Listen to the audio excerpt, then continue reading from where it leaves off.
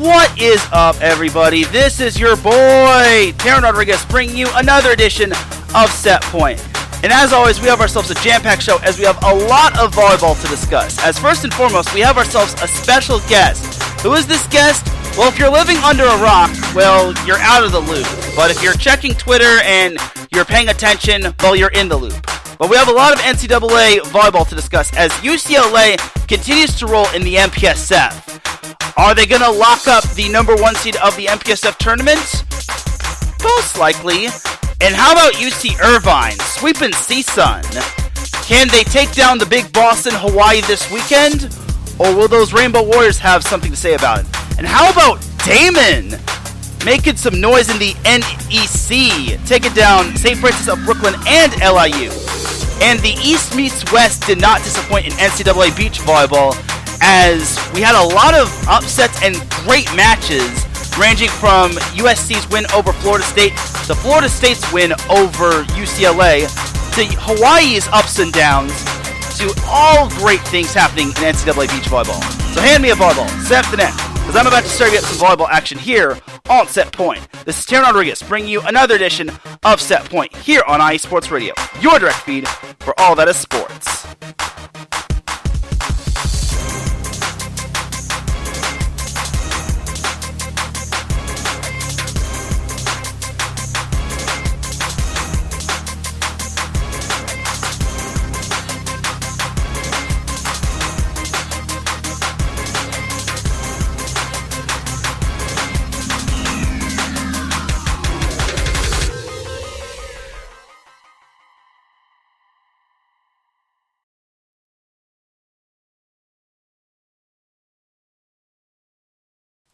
And welcome one, welcome all to another edition of Set Point. Thank you all for joining me on this beautiful Monday afternoon, Monday morning, Monday evening, Monday wherever you are listening from.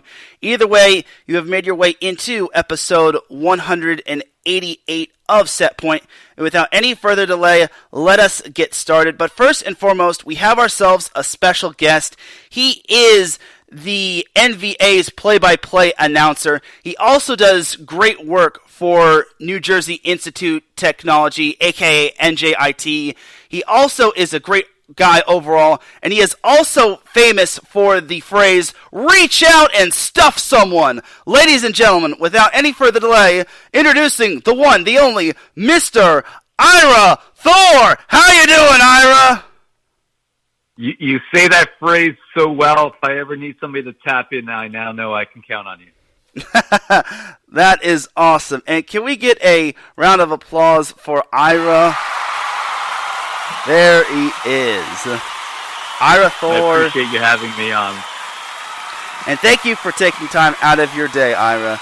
Without any further delay, let's get this interview underway. But first and foremost, before we begin, these are the thoughts and opinions of myself, Teran Rodriguez, and Ira Thor, and not the thoughts and opinions of the NVA, New Jersey Institute Technology, IE Sports Radio, or any third or fourth party organizations around. So just gotta get that disclaimer out of the way. The disclaimer is also in the description of the show. But I know you're on a time crunch, Ira, so the floor is yours. Please tell these wonderful listeners out there who you are, what you do, and who Ira Thor is. That is a loaded question, but obviously everybody probably knows me from this broadcast, from my work with the National Volleyball Association. I joined the league in the May event, the New Jersey event in 2021. I was actually geared up to come on board the year earlier, but then COVID happened and obviously it wreaked havoc on what was the schedule that year. But yeah, I've been with the league since May 2021. It's interesting how that happened, actually. So they wanted to have an East Coast voice as part of the league.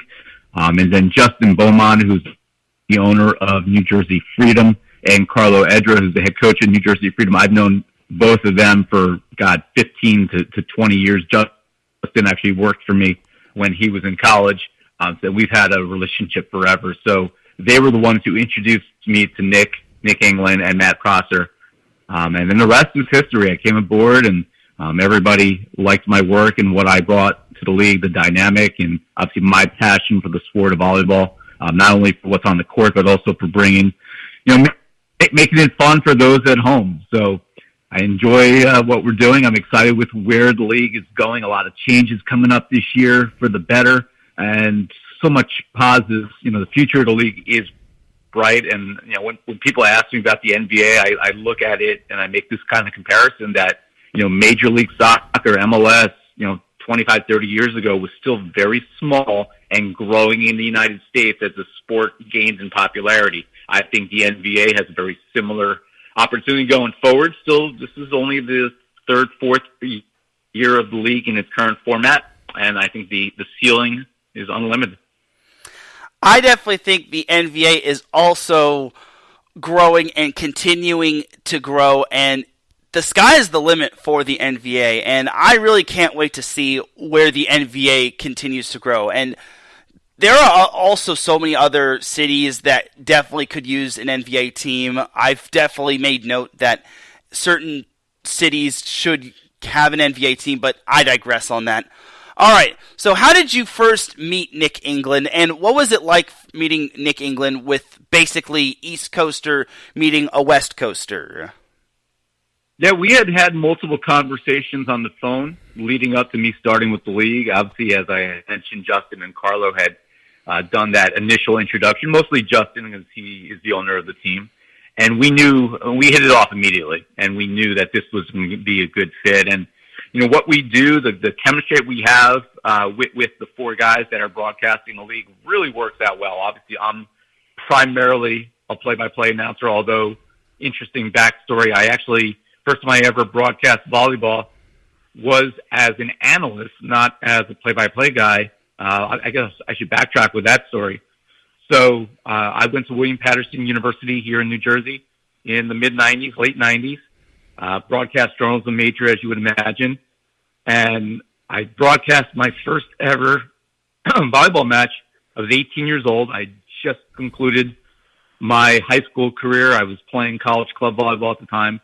And they were broadcasting a local match and needed somebody who was interested in doing TV that knew the sport, and I got recommended. And the first match I ever did, those of you out there may actually recognize the name, I was the analyst, the play-by-play announcer, Kevin Burkhardt, who those familiar with the NFL and Major League Baseball.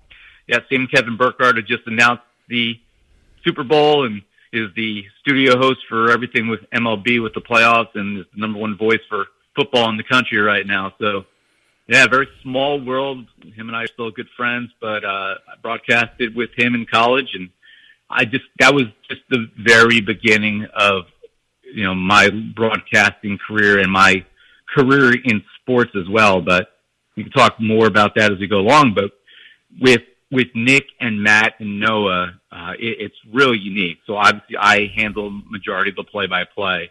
When I'm not on a match, Nick England has absolutely a great ability to do play-by-play, but Nick can also bring such great intelligence and insight to what he does as an analyst, because not only his knowledge of the game, but his knowledge of everything with the league.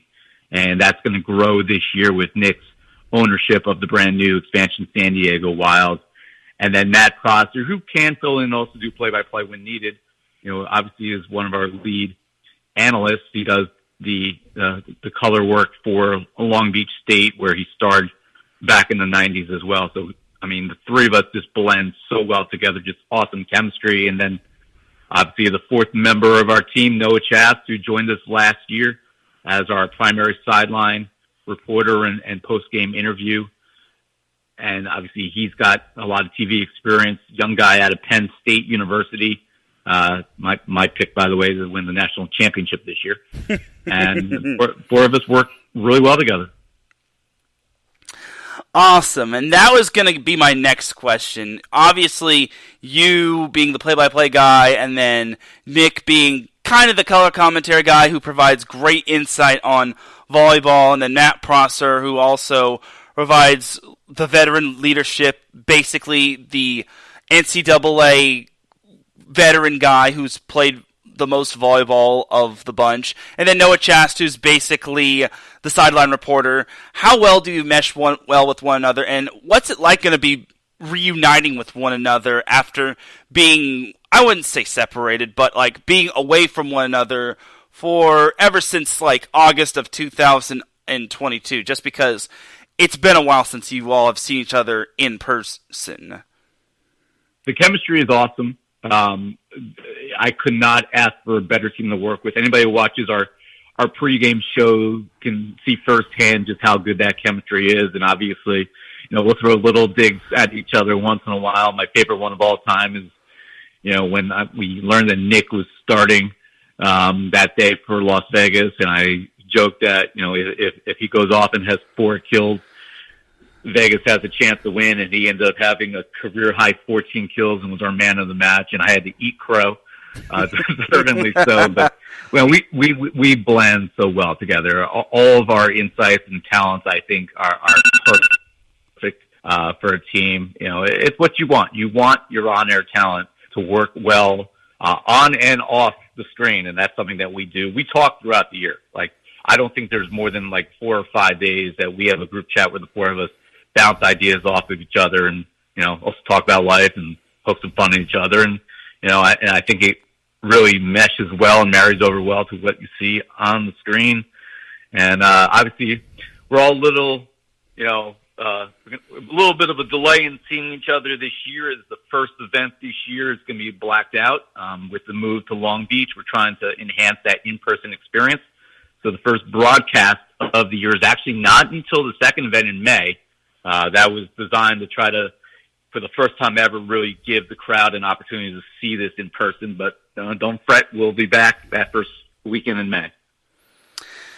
Yes, that was something I was going to make note of, is that the first event will be blacked out in terms of the NVA, but I will be there live tweeting the games that will be happening, and also do expect some recaps happening from the NVA website, courtesy of yours truly, but more on that a little bit later. All right, so... We're looking forward to that, by the way. We really do appreciate what's been tremendous coverage of the league, and obviously I've known your work with the NCAA prior to me meeting with the NBA, and we obviously appreciate all the work you're doing to really try to help tell our story beyond what we're doing on our own broadcast and social channels. The more people that know about the sport and know about the fact that there are professional opportunities now for men's volleyball in the United States, the better as the sport continues to grow.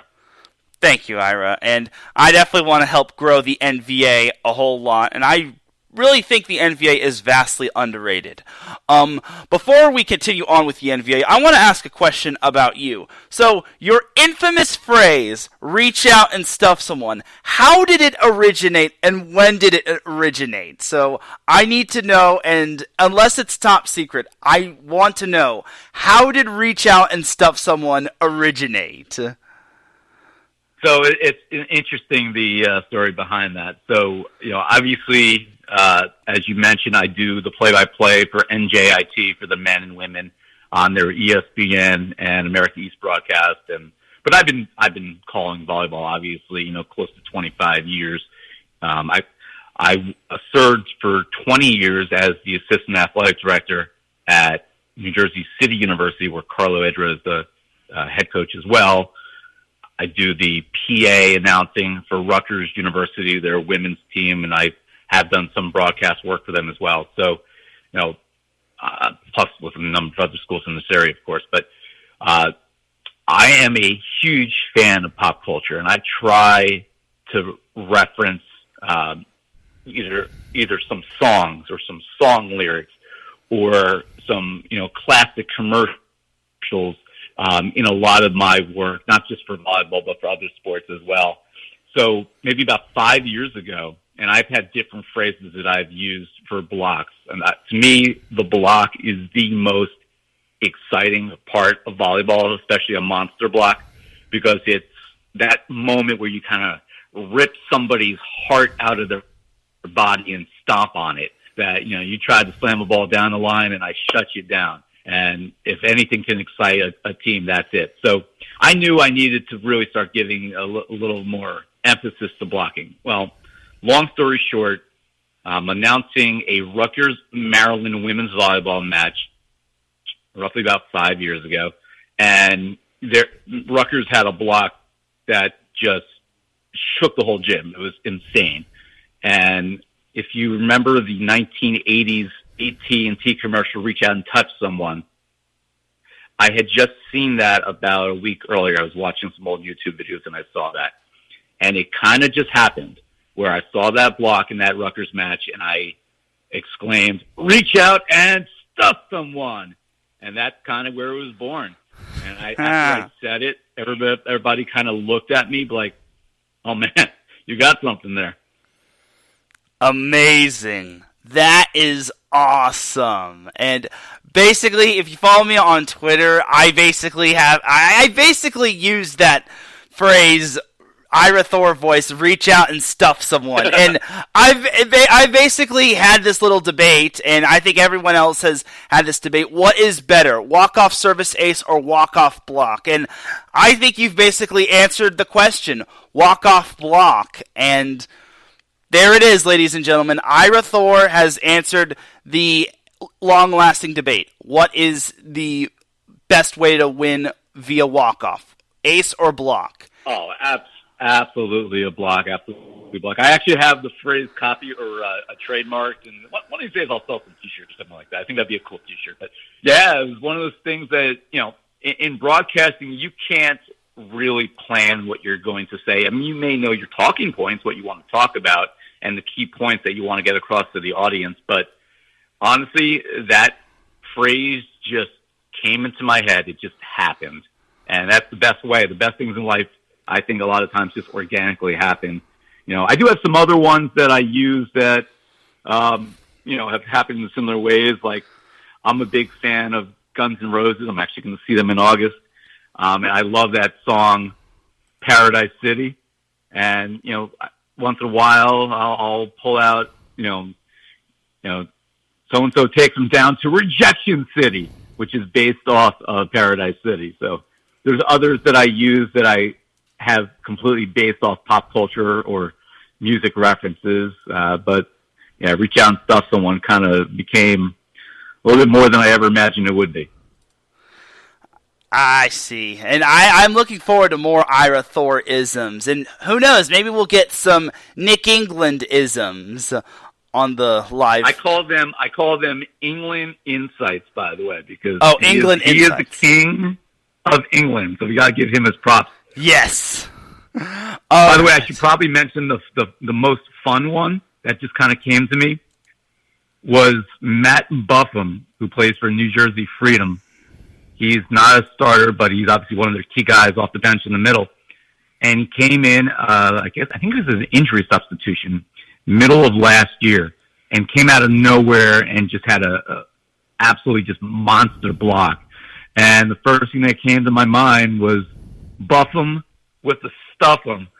And all of a sudden, my phone started blowing up. So I was like, all right, I think that one works pretty well, too, when Matt's in the match.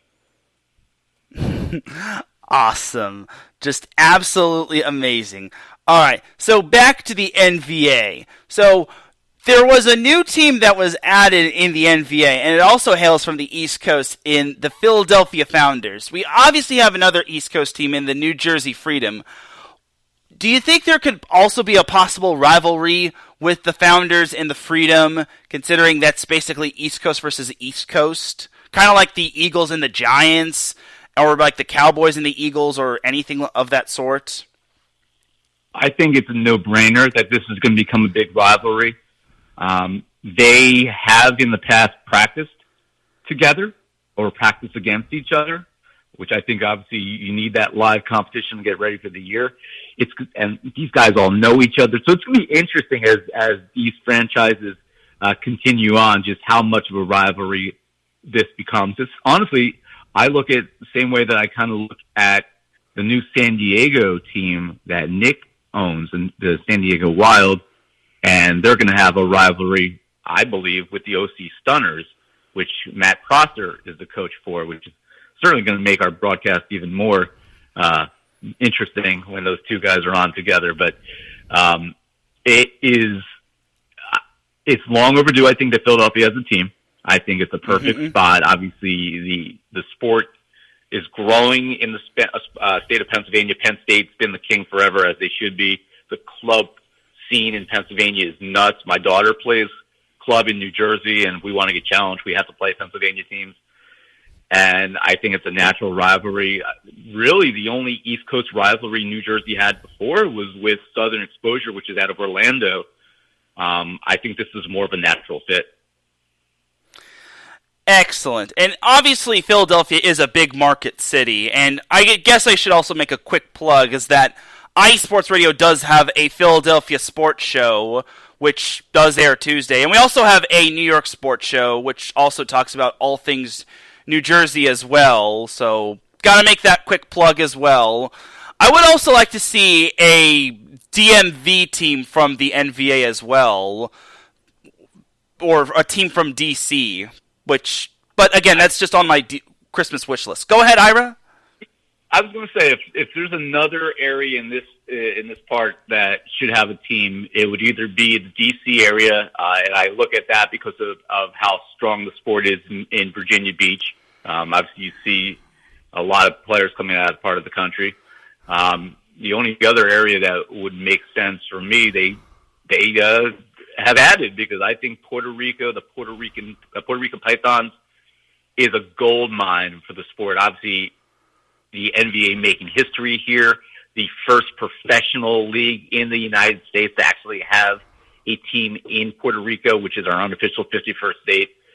And obviously San Diego Wild, the other team getting the headlines because of everything Nick's done with them, and they're going to be a title contender immediately, in my opinion. But watch out for the Puerto Rico Pythons. They're going to be really, really good.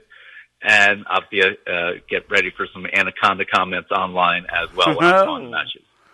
Oh boy, I'm already excited for the NVA season, especially for those broadcasts that will be coming through events 2 through 5 and the championship. So, how excited will you be when it comes to the events being at Long Beach City College as opposed to the events being in San Bernardino at the Pierce Sports Center?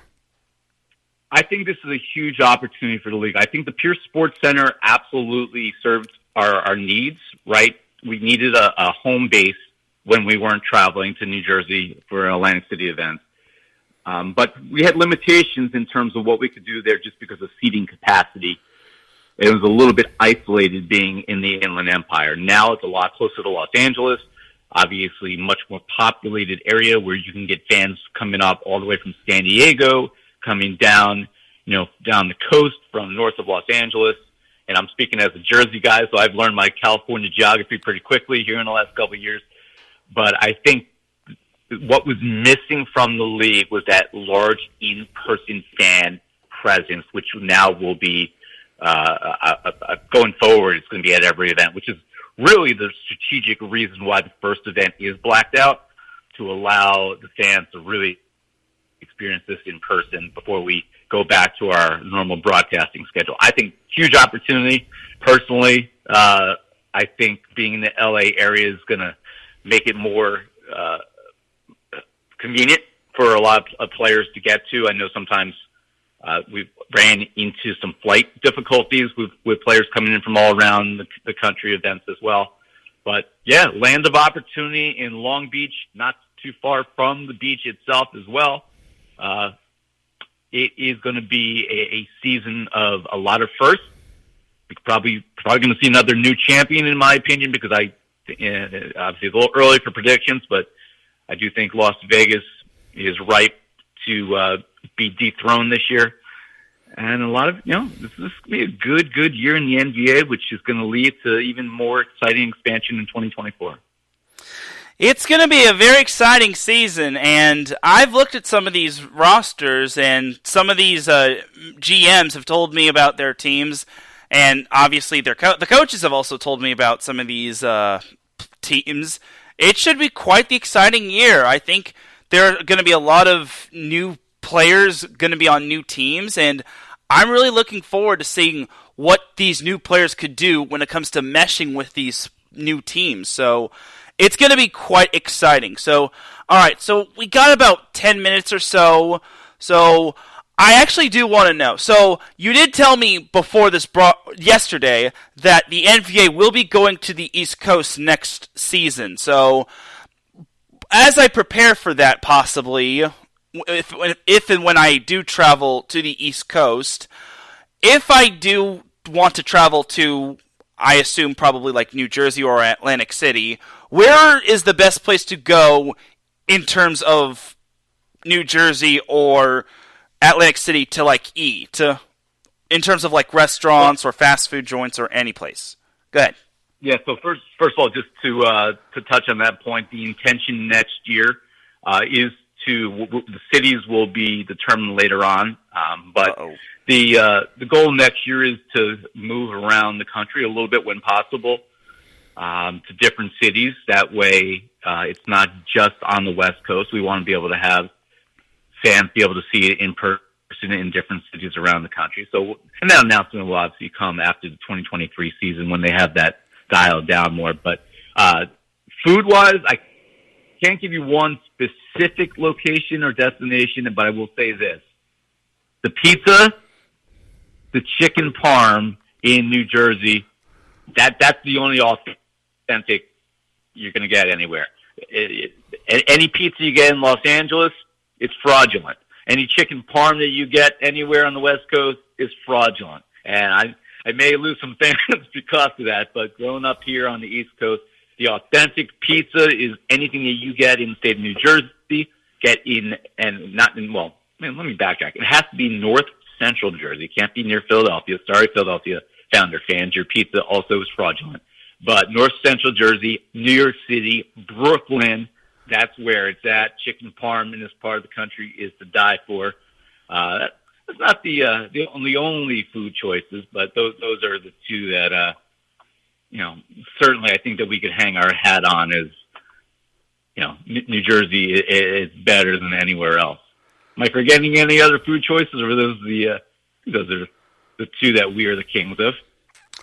I think you pretty much got it down, Pat. I think if you have any other food recommendations for someone who has not gone to Jersey yet, definitely let me know. So I'll tell you this.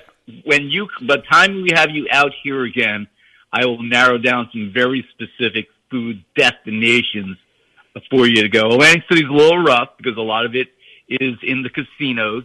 Those are steakhouses and whatnot, but a lot of good food out here. Oh my God! How could I forget bagels? It's the Jersey bagels. And New York bagels. There's nothing like it. What you get in the supermarket does not. It can't stack up. This would be like having another volleyball league saying that they're the pro league in the United States when they're not. When it's the NVA, our bagels are the legit ones, and anything else is an imposter. I am definitely looking forward to that. I really want to. I'm so excited. I just can't wait for the season to begin, and it's just so exciting. So, all right. So, about a couple more questions, and then I'll let you go, just because, again, you're on a time crunch. So, for any new NVA fans out there, what could you basically tell a new NVA fan, and what recommendations could you have for new NVA fans out there? Well, first of all, I'd say that certainly want to give the league a chance. You're not going to see the league, on ESPN or Fox or ABC like you'll see the NFL or Major League Baseball, or MLS or the NBA or NHL, right? It's still an up-and-coming league, but the skill level is as good as you're going to see anywhere in the country. You have guys who've been playing professionally overseas in Europe that obviously our season is the opposite of the European season for the most part, international season. So these guys are coming home and having a chance to compete on their home turf. And then you have guys who are just coming out of college that this is their first professional opportunity to play. And, sometimes these guys are coming from smaller schools that you may not have heard of. A lot of the reason for that is, quite frankly, there's not a ton of Division I programs in the country. And because of that, you'll see guys that will go unfounded and be in Division II and Division III and NAIA. You look at the Ian Capps of the world, right, who played for New Jersey, who was one of the best players in the league last year. He played for Kane University here in New Jersey, which, is largely unknown. Talent can come from anywhere, and the NVA has a way of finding some of the best of the best. Some former Olympians are on in the league. Obviously, Russell Holmes, who owns the Utah franchise, we got to see a little bit of him last year coming out of retirement to put the uniform on again. There was so much talent here. There's still guys that are going to be joining the league. And I think if you find a team that you want to kind of adopt as your own, even if it's not in your part of the country, you are going to find guys that you want to root for, teams that you want to embrace. And, it's just an exciting product that's being put out on the floor.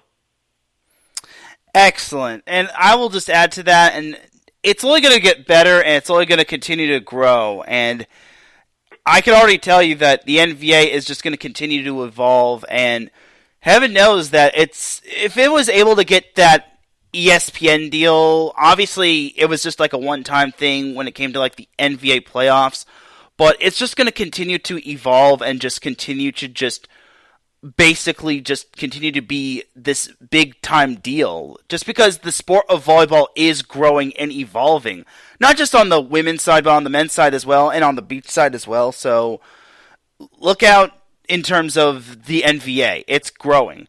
All right, and for this... It's going to continue to grow. It's going to continue to grow. You're going to see our production this year get stepped up in value and what we're able to do. You'll see some of that brought out at our first broadcast event in May. And, obviously we're thankful to have that platform on ESPN last year for the playoffs. Hope to be able to do that again with you guys in the future, whether it's on ESPN or another network. But yeah, really a lot of fun planned this season, and I'm looking forward to that first event that I'm going to be on the broadcast for in May already. All right, and then the last thing I would like to talk to you about is, what advice would you like to give for young and up-and-coming broadcasters or podcasters or any sort of like journalists in the journalism field or broadcasting field? Well, I think a lot of it is just believing in yourself and not giving up, and seizing opportunities wherever they may be. And I'll backtrack a little bit with my story. I got about 10 minutes I could still spend with you. I came out of school and I was intending to go into broadcasting, and, a lot of that when you're young means moving around the country, moving to small cities. And I just didn't really have the appetite to just move away from the family at that point. So I actually went, instead of straight into broadcasting full time, I moved into collegiate athletics, working at the university where I am now. I actually left full-time athletics during the pandemic. I'm our university's chief communications officer. But spending all those years working in athletics, not only did I get a chance to learn how to run an athletic program, which is another way that I'm able to help the NBA just because of my years of experience as an athletic administrator. I was our primary broadcaster at the university for every sport, even the ones I didn't have a lot of experience in. But there's a lot of colleges that need help broadcasting games. And if you're good, you're going to get noticed. And that's why I started getting picked up more and more, not only as a PA announcer, but also as a play-by-play guy by schools throughout New Jersey and beyond. I do the analyst work for the NCAA for the Division III men's and women's soccer championship every year. I've done, college baseball, NCAA championships. You may or may not know, I don't even know, but I work for the New York Giants game days where I'm their internal press box PA announcer. So I get to work with the NFL, with the Giants, and with the Jets, which I love to do.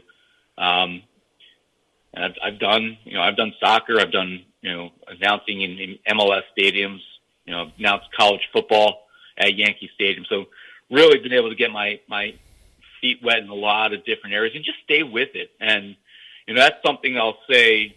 And I mentioned Kevin Burkhart's name earlier in the broadcast, and even though he's a friend, I would still use his story as a helpful guide for a lot of young people looking to break into the field. Kevin was working in his late 20s, early 30s at a small radio station here in New Jersey, waiting for that big break and never knew if it was going to happen. He was selling cars just to make ends meet, and probably didn't have many more years where he could do that.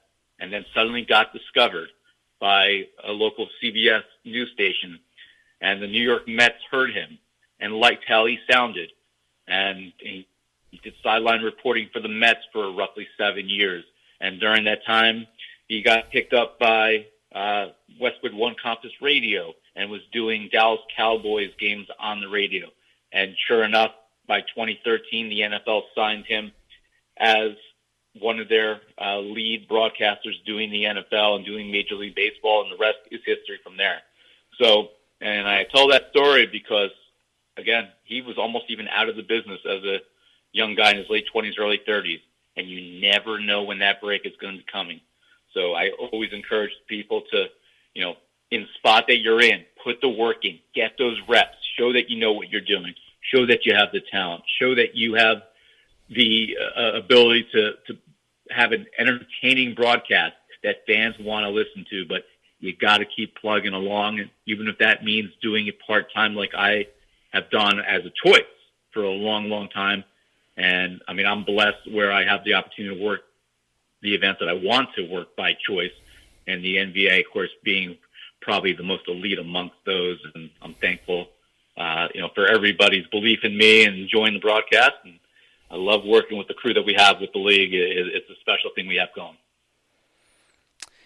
That is definitely awe-inspiring, and that is definitely something I will take into consideration, and I definitely think everyone else should take into consideration.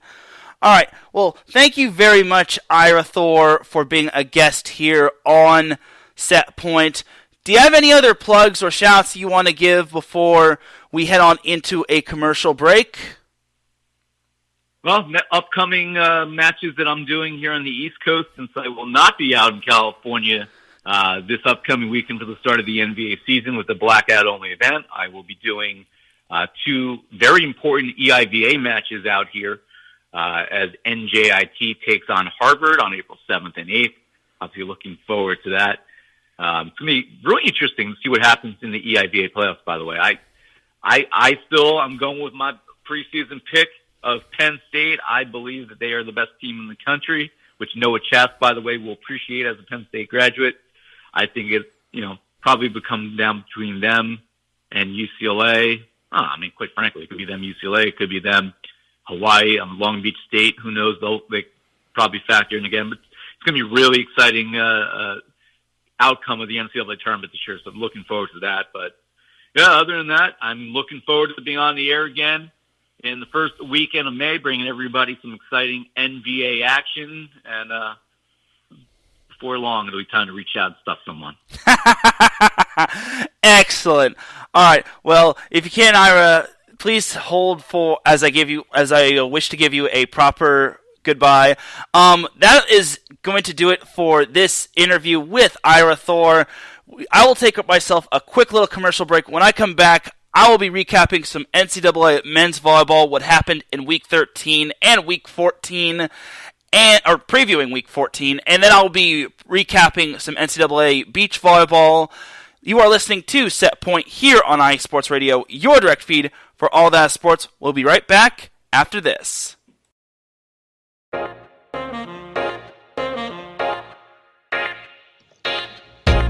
What is going on, everybody?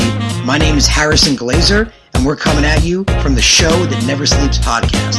I cover the Jets, the Islanders, the Nets, and the Yankees. This is Pierre Moss, and I cover the Mets, Knicks, Rangers, and the Giants. Our show is live every Wednesday through Spreaker and a bunch of other ways to get our content. Again, we're the Show That Never Sleeps podcast. We talk about all those New York sports. It's a lot of fun. We get into all of it. Please tune in. Again, that's Wednesdays at 6 p.m. And we look forward to having you guys right here on iSports Radio, your direct feed for all that is sports.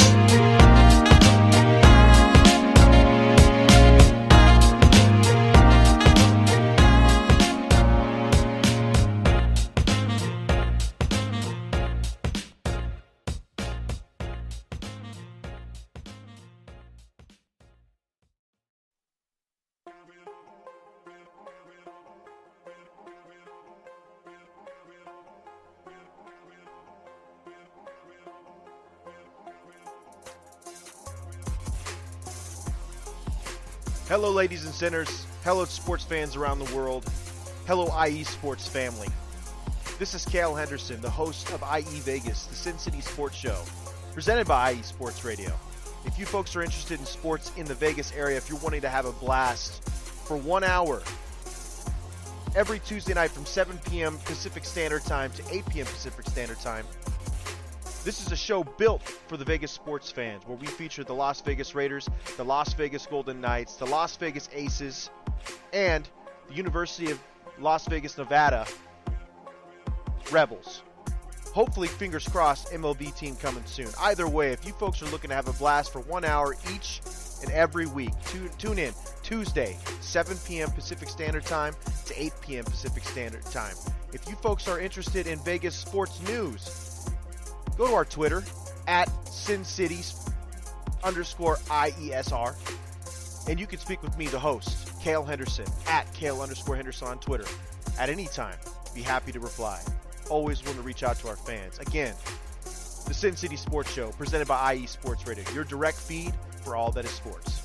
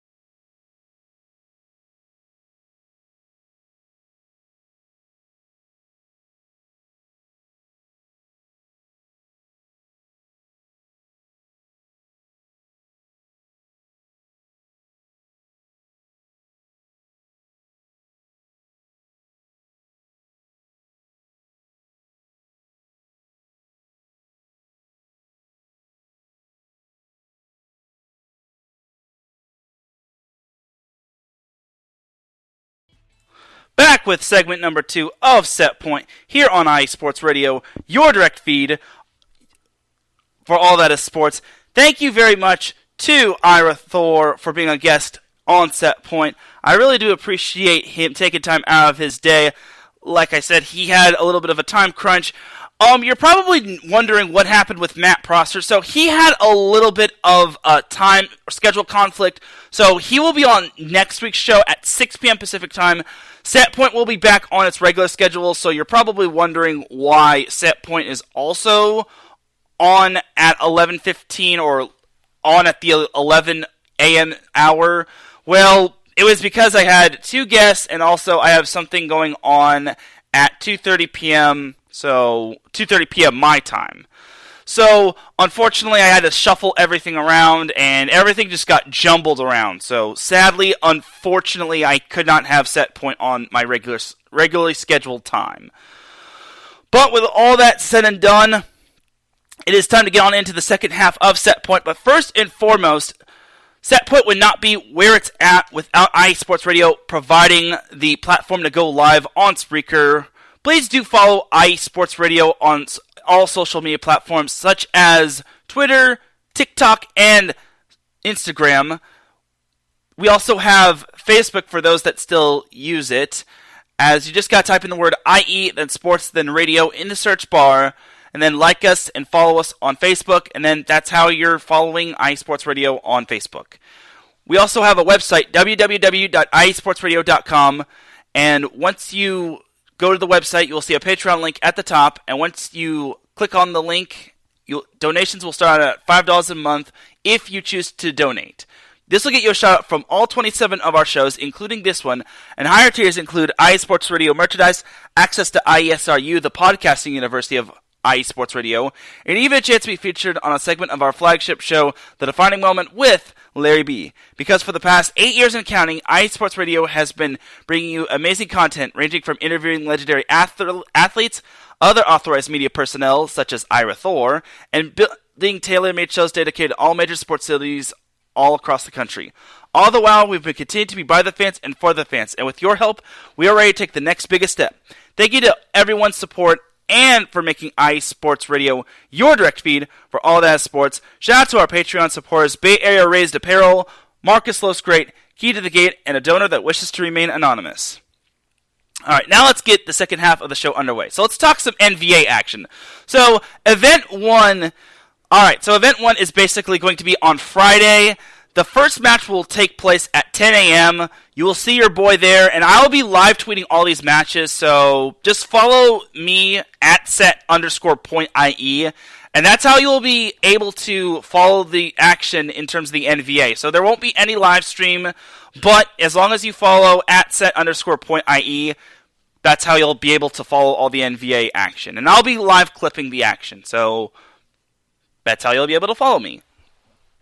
Anyway, so the first match that will be underway is Matadors and Southern Exposure. And contrary to what I tweeted out earlier, the Matadors will actually be staying in the Inland Empire. So I tweeted out that the Matadors were actually going to be the Matadors of the Americas. That's actually not true. They will still be the Inland Empire Matadors. So, long story short, they went from the Ontario Matadors to the Inland Empire Matadors. They were slated to be the Matadors of the Americas just because they had a bunch of international players, but now they are back to being the Inland Empire Matadors.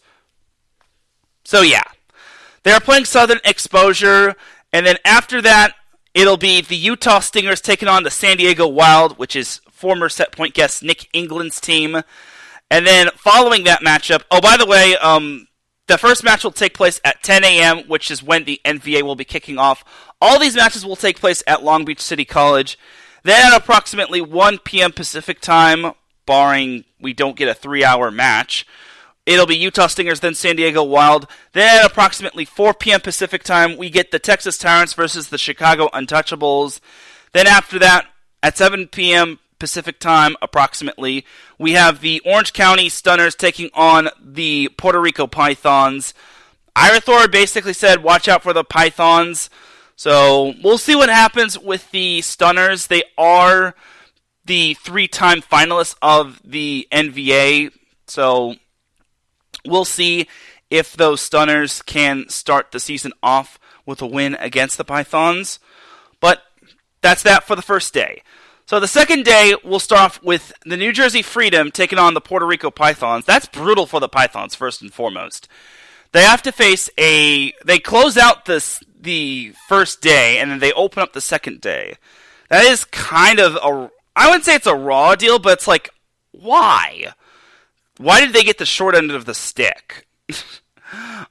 I'm just saying, but maybe it's kind of like a travel thing. I don't know, but it's like, ouch.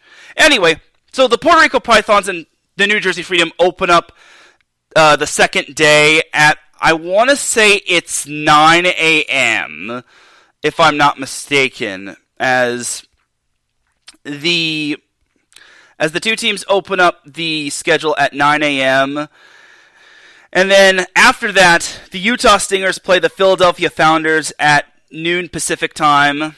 And by the way, these are all Pacific time games, so 9 a.m. Pacific time is when the New Jersey Freedom and the Puerto Rico Pythons face one another. Then the Utah Stingers and Philadelphia Founders face one another. Then at 3 p.m. Pacific time, the Texas Tyrants and the Los Angeles Blaze face one another. And at 6 p.m. Pacific time, approximately, you have the Las Vegas Ramblers taking on the Orlando Exposure. Okay, so this is actually breaking news to me. So, Southern Exposure is no longer Southern Exposure. They're now the Orlando Exposure. So, I was not informed of this until today. So, Southern Exposure is now Orlando Exposure. So, this is going to get some taking used to. Okay, so if I mess up and say Southern Exposure, it's now Orlando Exposure. I guess that makes sense just because Orlando exposure does have a better ring to it. Just because it's like, what is Southern exposure? That actually has a better ring to it.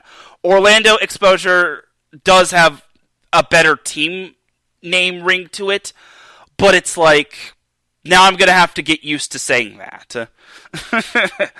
Just because it is based off of Orlando, I mean, it's kind of based off of something else, but I feel if I talk about it, I'm going to get canceled, or I'm going to have to like answer to Larry B, but I digress. Anyway, to Sunday's matches. So on Sunday, which I want to say starts at 9 a.m. Pacific time, we have the San Diego Wild taking on the Philadelphia Founders in the battle of the two new teams, which I think is going to be a great matchup right there. I think it's going to be a great East Coast versus West Coast battle, and I want to see how good those Founders are against the Wild. I really think it could be a really good battle if the Founders play their cards right, but I'm really hearing that the Wild are going to be super stacked.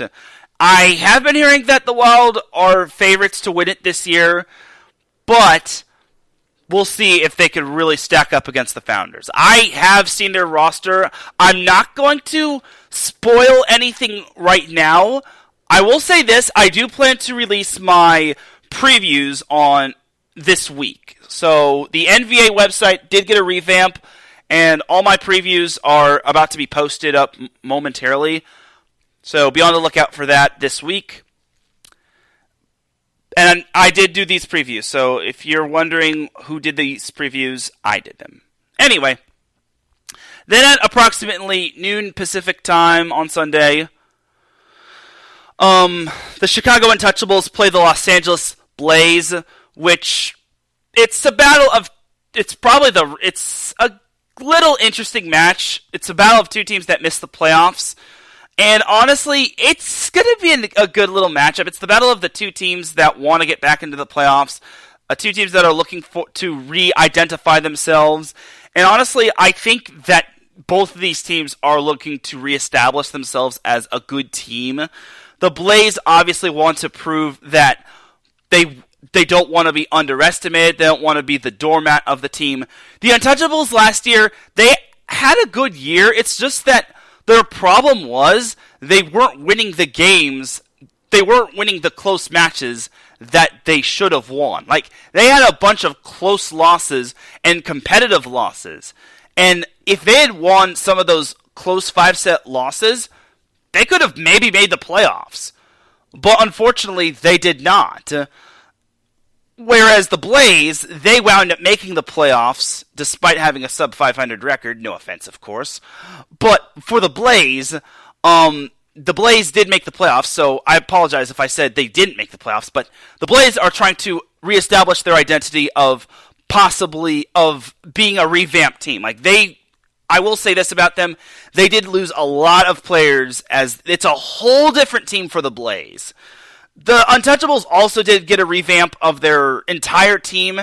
It's new GM, new coaching staff, new players, new everything. So Chicago is going to have a whole new look to their team. So it's the battle of the new look everything for Chicago and Los Angeles. So I'm looking forward to seeing what the Untouchables and the Blaze can look like on Sunday. Then this is my match of the week right here. On Sunday we've got, at 3 p.m. Pacific time approximately, the Orange County Stunners taking on the New Jersey Freedom. This is a rematch of last year's semifinals, and this is going to be a darn good rematch right here. So, New Jersey, I imagine their semifinal is going to be, or last year's semifinal is going to be in the back of their mind, or fresh in their mind. Just because that semifinal obviously hurt. They were undefeated going into that semifinal, and then they wound up losing to the Stunners, seeing their season come to an end, and then they eventually wound up finishing fourth, which saw them losing to the Texas Tyrants in straight sets in the third place match. So I imagine Team Freedom is going to have this pain in their chest, and then eventually they're going to want a little bit of payback against the Stunners. Stunners, on the other hand, it's just another match for them just because they want to basically prove themselves as a dominant team. They want to prove that they can get back to that championship match. But overall, we can't sleep on the Stunners. Like, the Stunners to me are like the old New England Patriots from the previous decade. You think they're dead, but they're not dead. They are going to come back 10 times tougher. I mean, they had a lot of roster turnover from the previous season, and they came back and wound up winning, or eventually making it to the finals. Like, everyone, and you look at the previous year where they started off 0-3, and they wound up make it to the finals and stunning the, no pun intended, stunning the Las Vegas Ramblers in straight sets. It just goes to show that the beginning of the season is kind of like that dress rehearsal, and then as the season progresses, as long as your team is getting better and getting healthier and having more of that availability, just because the best ability is availability, you're going to be golden once your team is at its full strength and it's reaching its peak. That's just how I view it. But I could be wrong. So definitely keep an eye on that Orange County Stunners New Jersey Freedom match. And then the last match of the weekend or of the event is the Las Vegas Ramblers taking on the Inland Empire Matadors. So this is kind of the battle of Matadors versus Ramblers. I don't want to be disrespectful of this matchup, but it's like, this is kind of going to be business as usual for the Ramblers. The Matadors, it's going to be a barometer of where they're at following the first match. The Matadors started the season, but now they started the event, but now they're going to end the event. So for me, I think this is going to be a barometer of where they're at following that first match against Orlando Exposure. I got to figure out how to adapt to calling Orlando Exposure, and not Southern Exposure. So for the Matadors, my thing is that they're gonna have to try as best as they can. It's obviously they're gonna be complete underdogs, heavy underdogs, but for them, I think as long as they put forth the best effort they can, and they make the Ramblers somehow sweat, or they just push them to the best of their ability, maybe, just maybe, they could possibly pull off some sort of good result. But for the time being, it's just going to be the result. It's just going to have to be them just doing the best that they can to possibly, do everything they can to try to subdue the Ramblers. But that's going to do it for the NVA schedule for this weekend. Again, I will be live tweeting these matches just because they will be blacked out. If you're in the Long Beach area, the Long Beach City area, definitely do come by. I'm not trying to take away the Long Beach State thunder, just because Long Beach State does have a match this Saturday against CSUN. I'm not trying to lure away Long Beach State fans, but I will say the NVA is back, baby. I've been waiting since August 2022 for this, and I'm excited for the NVA season. So I can't wait for it. Alright, so that's that for the NVA. Let's jump on into some NCAA men's volleyball. So week 13 did not disappoint. We're going to start off with the NES, as Damon and LIU did not disappoint last Friday, as it was a barn burner, a humdinger, a dandy of a match. It was just everything you wanted and then some. LIU took that first set 25-23. They put on for their home crowd and then some starting out. But then Damon took that second set 26-24. 15 ties in that second set. Then in the third set, 18 ties. But eventually that went to LIU winning 25-22. Like I said in my preview, my weekly video preview, Caden Satterfield came back in the lineup. He made a good difference. He had a double-double, which I'll be getting into a little bit later. And then the fourth set, Damon narrowly took that fourth set. Although the ties and lead changes don't show it, Damon did take that in narrow fashion, 26-24. Then the fifth set, Damon eventually broke through took that fifth set 15-10. It was a huge, big win for Damon, as now they're in first place, and they've punched their ticket into the NEC conference tournament. They had 4 guys with double-digit kills. Leading the way was Cameron Milligan, who had 17 kills. Henry Moffitt had 14 kills. Jake Cousins and Zach Schneider each had 12 kills. Damon hit 296. They had 58 digs. Both teams had 50-plus digs, as John Jaworski had 15 digs. Both teams had a good amount of blocks, as Damon had 10 blocks, while LIU had 7 blocks. Both teams only had 2 service aces. LIU was led by Luke Chandler, who had 23 kills. Livan Moreno, 20 kills. Caden Satterfield, as I go to him, 14 kills. He also had 11 digs. He was kind of an under-the-radar, big-time player. He had that double-double. I want to say he made a big difference for the Sharks. Unfortunately, it just wasn't enough. LIU hit 247. Unfortunately, they hit 0 in that 5th set. You just can't do that against Damon, who hit 444 in that 5th set. Those Wildcats just pounced. But that wasn't the only dramatic match that Damon had over the weekend, as they had to go 5 with St. Francis Brooklyn. St. Francis took that first set 25-23. Then the second set, a thriller of a second set. 24 ties, 8 lead changes. I had a feeling that there was some Mamba mentality in the house in that second set.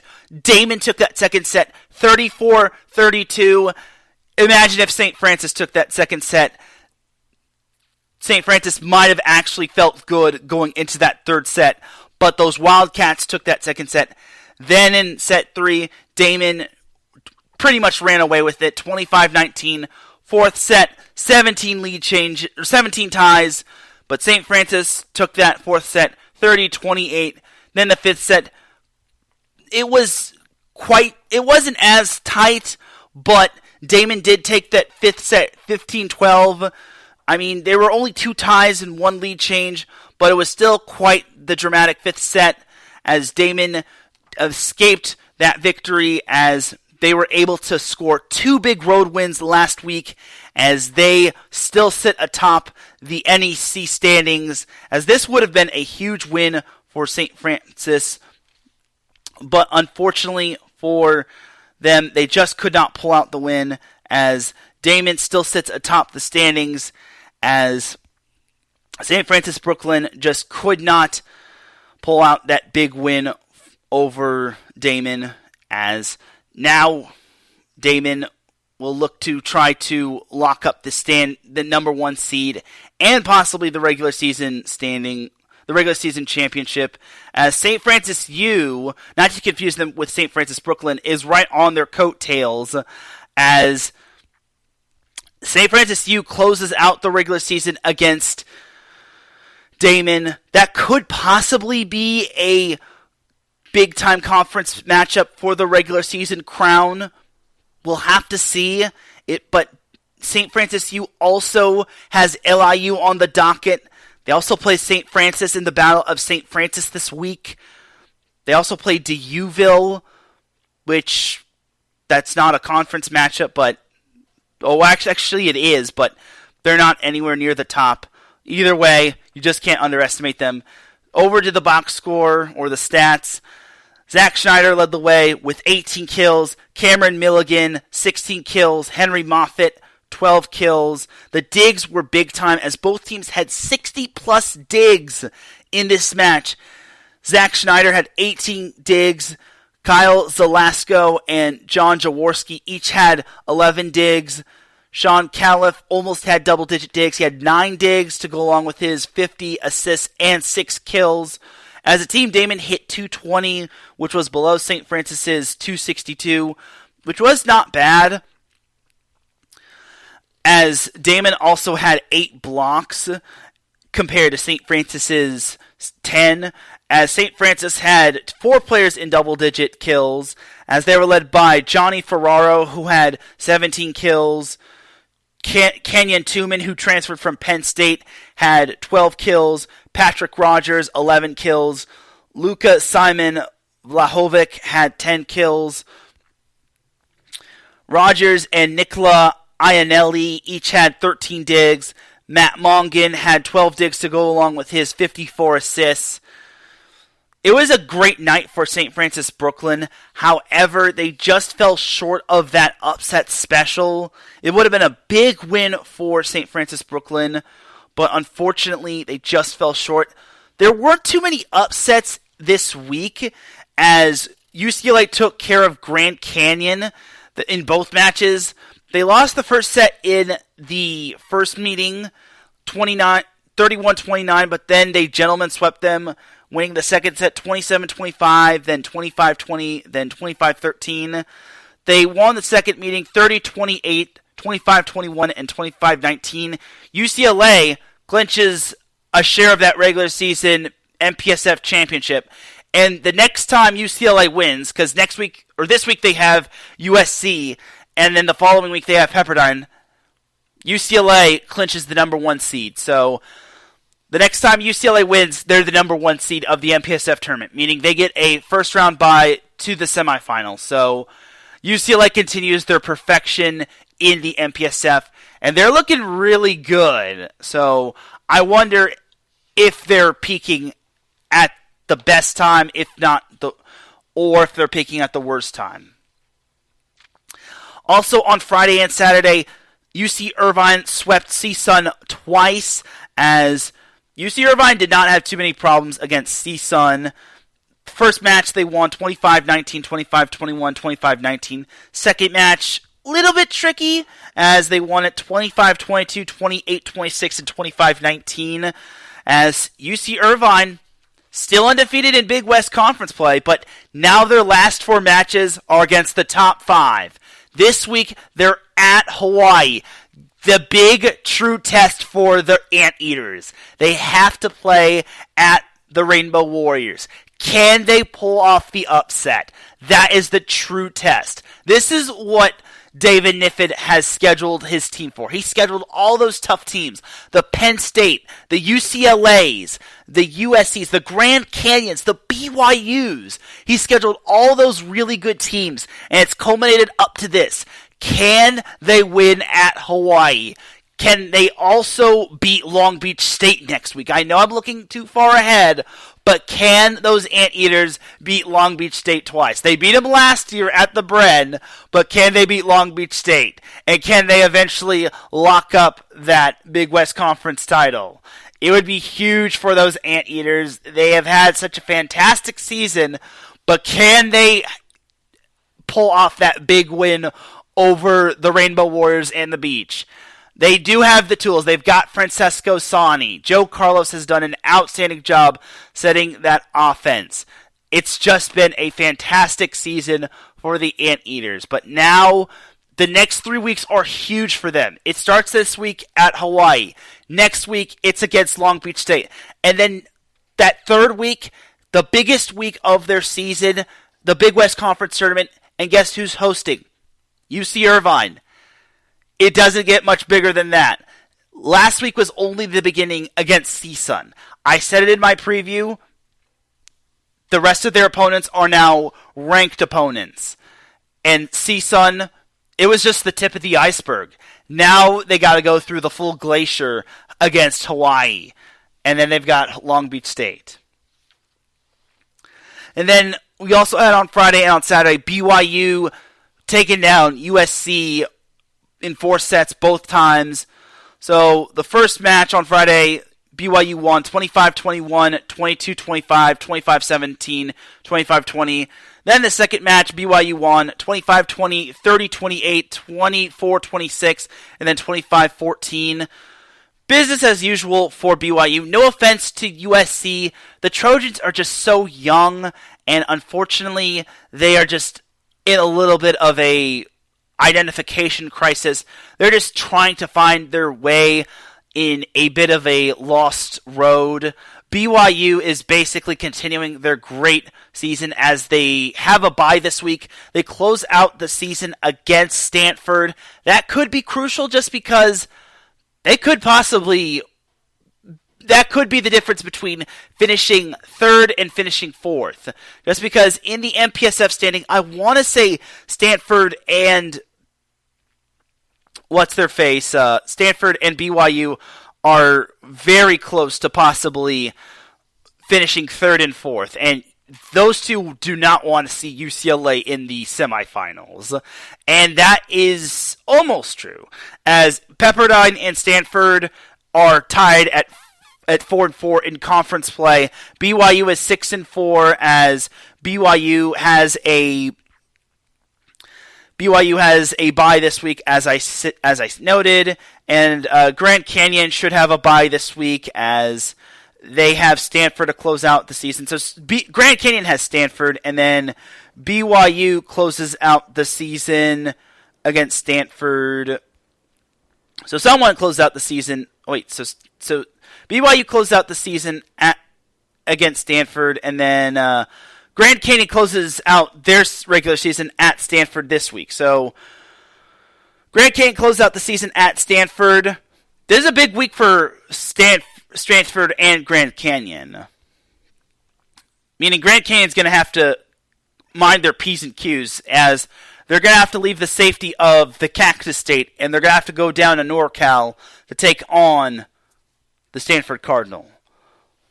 They did lose twice, so we'll see. But back to BYU, they're having a fantastic season, get a much-deserved break, and then we'll see what happens with those Cougars as they take on Stanford at home. Going to be an electric series, and it's a crucial one just because you want to avoid UCLA until the championship match. So we'll see what happens.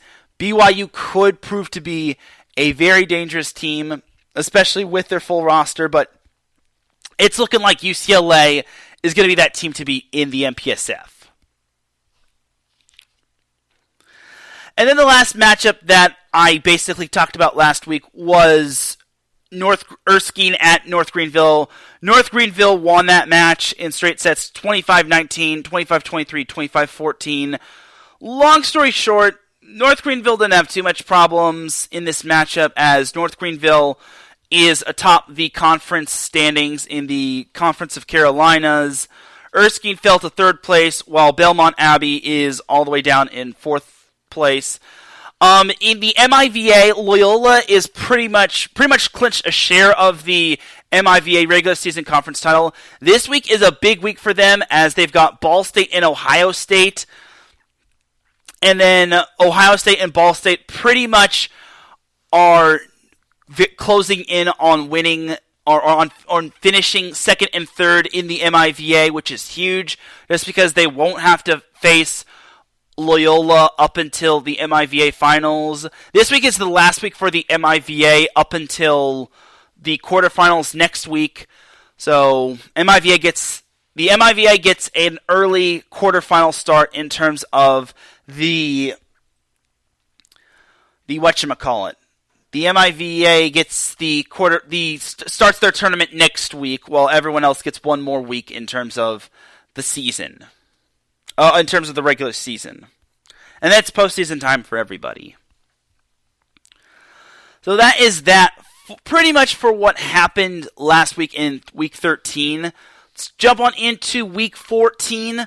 So your matches to watch for in Week 14. So starting off on Thursday, number 12 USC at number 2 UCLA. You can't disrespect the USC-UCLA rivalry. I will say this, USC, you can't really knock this rivalry, but it's like this. UCLA is just so experienced. USC is going to scrap as much as they can, but I just feel that UCLA is just going to come out guns a-blazing. But you never know with what Dylan Klein can do, and also Kevin Coburn is playing his former team. The two are also going to be playing on Saturday at USC. That could be USC's calling, but honestly, if I were a gambling man, which I'm not, I kind of would put money on UCLA winning these two matches. Also, Jeff Nygaard is facing his alma mater, but UCLA is on a tear, and they don't want to lose to their rivals. So for UCLA, all they just need is one win, and then they lock up the number 1 seed, and they lock up the outright MPSF championship. So, and expect them to win on Thursday, if not on Saturday, and they're not going to be tanking anytime soon. Also on Thursday, we have number 10 Loyola. Oh, I shouldn't have gone over the top 15. Should have gone over the top 15. I'm sorry, everybody. I forgot. I'm so backwards when it comes to this. So let's go over the AVCA men's volleyball top 15. So top 15 consists of CSUN at 15, Charleston at 14, Ohio State at 13, USC at 12, Ball State at 11. Then 10 through 6 consists of Loyola at 10, Stanford at 9, Pepperdine at 8, BYU at 7, and Grand Canyon at 6. 5 through 1 consists of UC Irvine at 5, Long Beach State at 4, Penn State at 3, UCLA at 2, and your still number 1 team in the AVCA men's volleyball coaches poll is Hawaii. So practically nothing changed. The only thing changed is that Grand Canyon went down to 6 as opposed to being tied with UC Irvine. Anyway, so back to the men's volleyball coaches poll, or not coaches poll, the week 14 matches to watch for. Number 10 Loyola at number 11 Ball State. So this is a big matchup for Loyola. If they win, they're outright regular season MIVA champions, and they get to host the MIVA tournament, and they're the number 1 seed. If Ball State wins, then they're pretty much still alive for that number 1 seed, but don't hold your breath on them possibly. Well, actually, no. I wouldn't say don't hold your breath, but it's like Loyola would need to lose out. Ball State would basically need to win out. And then you have to look at the scenario for Ohio State as well. So, for Ball State, they now get to play Loyola at their place, but it's like, can Ball State really handle Loyola at their place? We'll see. But I will say this about Ball State. They're so much better than they were previously, so I would not underestimate Ball State at Muncie. So we'll see what happens with the Cardinals and the Ramblers. And then also on Thursday, we have Purdue-Fort Wayne at number 13, Ohio State. So the Buckeyes are pretty darn good when playing at Covalli Center. Whereas for Purdue-Fort Wayne, they still have a chance of finishing as the second or third team in the MIVA. They are going to have to win out, which would mean they have to beat Ohio State and Loyola, which is going to be very tough. Which, they have to beat Ohio State and Ball State, which, if that happens, then they deserve some sort of award. But if that does happen, then they will avoid Loyola up until the MIVA championship. If Purdue-Fort Wayne loses either on Thursday or on Saturday, then Purdue-Fort Wayne cannot finish anywhere higher than 4th. And actually, no, that's not true. No, that is true. If they lose, then they can't finish anywhere higher than 4th, and they'll be on Loyola's path to the final. Which, I mean, considering what happened last year with how Loyola lost in the final, or in the, they lost to McKendree? They lost to McKendree, if I'm not mistaken. Anything could happen in the MIVA tournament, but I will say this is a whole different Loyola team. I don't think they're going to lose. But then again, Purdue-Fort Wayne has taken Loyola to 5. So it might not be too bad if Purdue-Fort Wayne faces Loyola.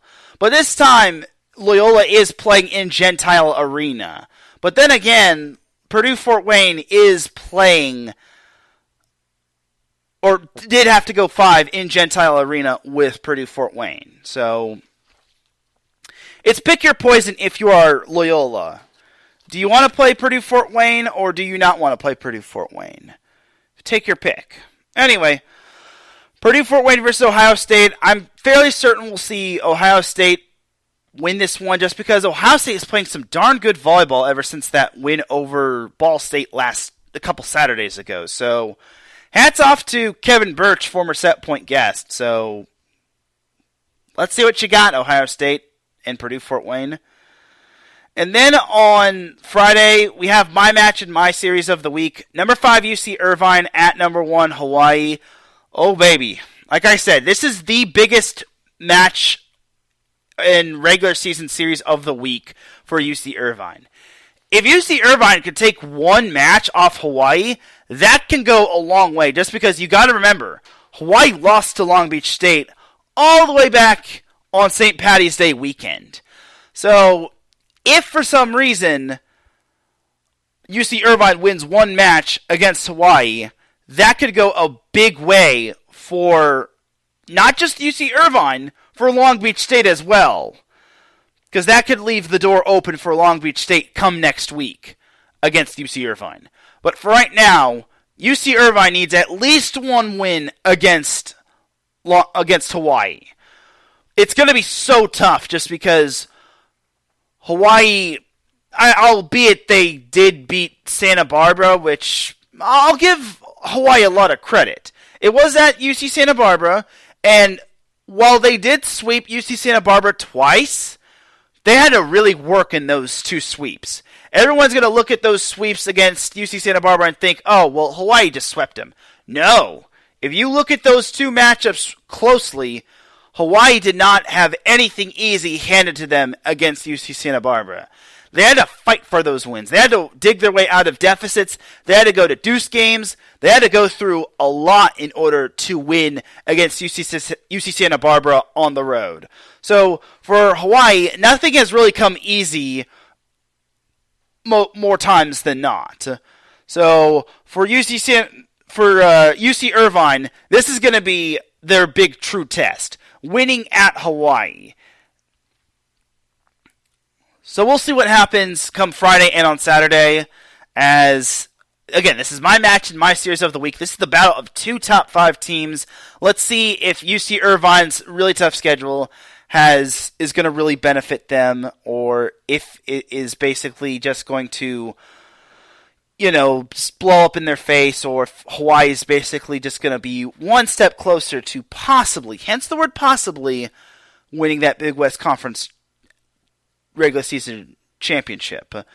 And clinching the number 1 seed as well. Just because next week, Hawaii has UC San Diego. And nothing against UC San Diego, but it's like, I don't really think that UC San Diego is going to be pulling off any upsets against Hawaii. Just my take. Then on Friday and on Saturday, we have Long Beach State taking on CSUN. Friday, the Beach will be traveling to Northridge to take on the Matadors. And then on Saturday, Northridge will be playing at Long Beach. So this is kind of an underrated matchup just because, just like UC Irvine, Long Beach State the rest of the way will be playing ranked opponents. If I'm the Beach, I would not underestimate CSUN. CSUN is drastically improved. I understand they had a rough series against Irvine, but if you remember last year, CSUN actually took Long Beach State to 5 at Long Beach. So if you're thinking Long Beach State's going to get an easy matchup against the Matadors, you're sadly mistaken. I really think that Long Beach State is going to get tested in this match. I'm not trying to say they are going to get tested, but I would not think that this is going to be, I don't think this is going to be anywhere near a walk in the park for the Beach. I think those Matadors are going to come ready, fired up, and just wanting to come with an upset mindset of wanting to knock off Long Beach State, just because last year is going to come fresh in their mind saying, oh, we should have definitely beaten them, just because they had Long Beach State in that 5th set somewhat. I mean, if I recall correctly, they were up 2-1 in the match, and they nearly had Long Beach State down for the count on their senior night. It's just that Long Beach State showed that LB grit, and then they just dug their way out of that. And, well, I will say this. CSUN nearly dug their way out of that 5th set deficit, and they almost upended the Beach in that 5th set, but Long Beach, being the talented team that they are in that 5th set, just found a way to upend CSUN. Well, not upend CSUN, but just beat CSUN. So, for Long Beach, they're not going to get anything easy coming out of this matchup. And it's so easy to overlook CSUN just because next week they've got UC Irvine, which is kind of their black and gold. What is it? Their black and blue rivalry? I should know this just because I am an alum of Long Beach State. Sorry, Hawaii fans. But it's so easy to underestimate CSUN and overlook CSUN just because that is trap game material. And UC Irvine is the higher ranked of the two. And CSUN has been reeling as of late because I want to say CSUN's lost like 6 in a row just because they had the loss to San Diego and then Damon and then Hawaii and then Irvine twice. So that's 6 in a row after they won 10 in a row or something like that. So it's easy to overlook CSUN after what's happened last week and then this whole losing streak and whatnot. So for Long Beach, they just got to be careful because the most dangerous team is the team that is hungry for a win and the team that just doesn't have much to play for. Just because I don't think Northridge can finish anywhere better than third.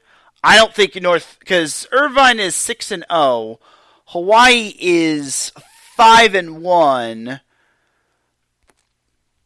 and then CSUN is 4-4 if I'm not mistaken. I'm trying not to look at the Big West Conference standings. I'm trying not to cheat on this. But either way, you get what I'm trying to say. I don't think CSUN can finish anywhere higher than third, but you understand what I'm trying to say here. But overall, for CSUN, they are very dangerous come this series, and I would not underestimate them. Well, CSUN is 1-5. Okay, CSUN is 1-5. So yeah, they can't finish They cannot finish anywhere higher than. They can't finish anywhere higher than fourth. So they're on the path of either Hawaii, Irvine, or Long Beach. They're on the path of the number 1 seed regardless. So CSUN is dangerous. Period. They don't have much to play for, but that's what makes them extremely dangerous. End of discussion. Alright, so moving on from the CSUN Long Beach State matchup, we have on Saturday, we have Purdue-Fort Wayne at Ball State. This is the Indiana rivalry, and I'm going to try to speed through this little series. Long story short, anything could happen with these in-state rivalries, and I guess I should mesh this MIVA matchup, Loyola at Ohio State. So this won't have much meaning. Loyola at Ohio State won't have much meaning if Loyola wins on Thursday. If for some reason Loyola loses, and then if Ohio State wins on Thursday against Purdue-Fort Wayne, then Ohio State actually has a chance to be the number 1 seed. But that's a big if. A lot has to actually happen, but we'll see what happens going forward. And then Purdue-Fort Wayne, like I said, this might not actually be the worst thing to happen for the Mastodons, just because they have been the one team to give Loyola fits, but I wouldn't underestimate them. I would not underestimate them if I'm Loyola, but we'll see what happens. Alright, so that's that for the NCAA men's volleyball matches to watch for in week 14. I know I kind of rambled on in some of these matches in terms of these previews, but what can you do? Alright, so let's jump on into some NCAA beach volleyball. I know I kind of rambled on, aka no pun intended. No pun intended with Loyola and the Las Vegas Ramblers, but let's talk some NCAA beach volleyball. And I'm actually going to try to talk a little bit more about the East Meets West Invitational. So the East Meets West Invitational took place at Manhattan Beach. So this featured the teams coming from the East Coast, LSU and Florida State and not TCU and FAU, and I know this team isn't really East Coast, but Hawaii, they're from the West Coast, and they came to California, and they partook in the East Meets West Invitational, and there were quite a number of eventful matches. I should also give a shout to Mike Pat, who popped in the chat room. He said, "Have a great show, sir. No, I will not make a comment about FSU this time." Well, he mentioned that this was all the way back when I had Ira Thor on the show. Florida State had quite the eventful weekend. So Florida State actually pulled off a big win over UCLA on Saturday. Now, that was actually the day after, or the match after, they lost a heartbreaker to UCLA.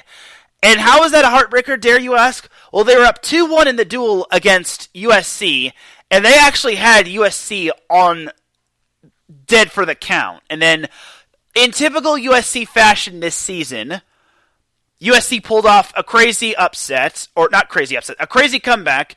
They forced a third set in one of the courts, and then they won that, and then they eventually wound up turning the tables and then just beating Florida State. That's how crazy this USC team is in terms of not wanting to go down in defeat. That is how impressive this USC team is. This team just does not want to lose. It's just incredible. Excuse me a second. Sorry about that. So, for USC, they went undefeated last weekend, and they did have their full team. They actually did shuffle their pairs around. They actually didn't have the Norse twins paired with one another, and they actually didn't have Delaney Maple and Megan Kraft paired with one another, as they actually switched those pairs around, the number 1 and number 2 pairs around. But they actually switched the pairs around once they played Florida State, and they also beat LSU as well. So, want to make note of that. Also something else to make note of is that Hawaii also kind of took a tumble against FAU, but then they also bounced back against LSU. LSU had such a brutal weekend. They beat LMU, which was number 7 at the time, but they also lost to UCLA, USC, and Hawaii. So that's a rough weekend for those Lady Tigers, but it's all going to pay off once they play in that 2C SA tournament. So hang in there, LSU Beach Volleyball. It's all going to pay off. And then UCLA had that rough weekend against Florida State. Well, I wouldn't say a rough weekend. Like, UCLA Beach Volleyball still had a good weekend. I would not say that that's anything to hang their heads over. Like, Florida State is pretty good. Like, they lost to Florida State, yes, but they also beat Georgia State in narrow fashion.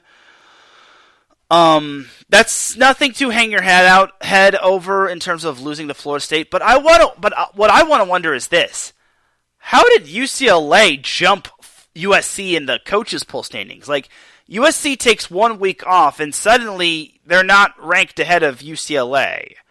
Did we all forget that USC beat UCLA? I'm just saying. I'm not trying to take away UCLA's good credit for how good they're doing, but it's like, why? I'm just saying, y'all. And I'm not trying to be a USC homer, but it's like, come on. I think we now might see some clarity on USC being the number 2. Like, the coaches poll comes out tomorrow. As of this recording, this is being recorded on Monday, but TCU is the clear number 1. I imagine USC's 2. Florida State is probably 3. UCLA should be floor. UCLA should be 4. 5 is so tough to tell. I think it could be LSU. It could also be Hawaii. Could also be LMU. I really don't know who could be 5. So I'd have to look back on the AVCA coaches poll, but it's like, good gracious, like, like the AVCA beach volleyball is just so all over the place.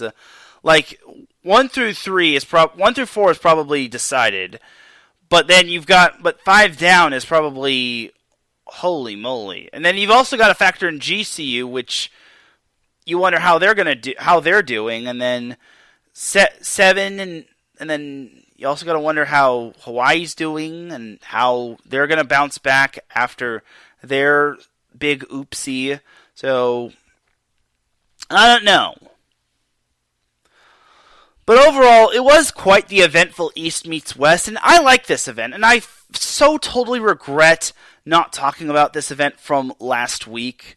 So, I do apologize to any NCAA Beach Volleyball fans that I kind of PO'd if they were looking forward to me talking about the East Meets West Invitational.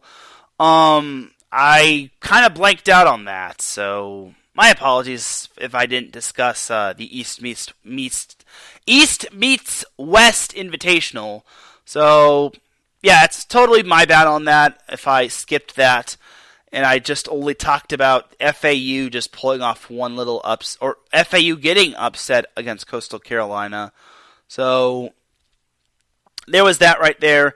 And then TCU just handled business as usual, just because they're TCU, and they are looking really good. So that is that for the NCAA Beach Volleyball portion of the show. And ladies and gentlemen, that is going to do it for this week's episode of Set Point. It is that time, ladies and gentlemen, to drop the beat, because I'm about to dip like a banana in chocolate. You feel me? Thank you, everyone, for tuning in to Set Point. I really do appreciate everybody tuning in. If you listen live, I appreciate you. If you listen on the playback, I appreciate you. If you listen at work, I appreciate you. If you listen at any time, any place, anywhere, I really do appreciate you. Big thank you to my guest, Ira Thor, for taking time out of his day and being a guest here. I really do appreciate everything that you told me. Next week, we will be back on our regular time at 6 p.m., and we will have another guest. We will have Matt Prosser, former Long Beach State men's volleyball standout and Orange County Stunners volleyball coach. We'll be talking NVA. We'll be talking Long Beach State men's volleyball. We'll be having lots of fun next week. For my guest, Ira Thor, and for everyone at IE Sports Radio, this is Teran Rodriguez signing off. Have yourself a great weekend. If you're in the Long Beach City area, definitely do see me there. I will be at Long Beach City for the entirety of the NVA event for Event 1, which means you will not hear me this Friday for the SoCal Supreme Sports Show. I'm sorry to everybody. Go San Diego State, by the way. Go San Diego State men's hoops. But definitely do check out the NVA at Long Beach City College. But I will see you all next Monday for Set Point. Have a great weekend, everybody, and I'll see you on Monday for Set Point, and I'll see you this weekend for the NVA Event 1. Peace!